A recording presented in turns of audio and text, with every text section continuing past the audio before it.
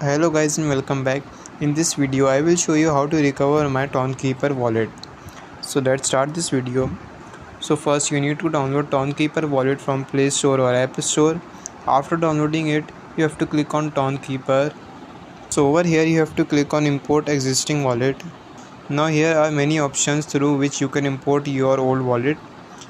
First is existing wallet, second is pair with Signal, third is pay with Keystone, pair with Ledger, and the other option is watch account. So in this case I'm gonna select existing wallet because I already have my 24 secret recovery words, so that I'm gonna use those words over here to recover my account back.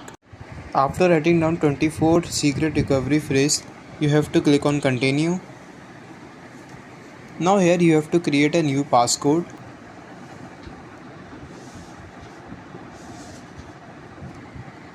So after creating a new passcode, you can now access your Tonkeeper wallet account. I hope this video will help you. If so, please give this video a big thumbs up and subscribe this channel.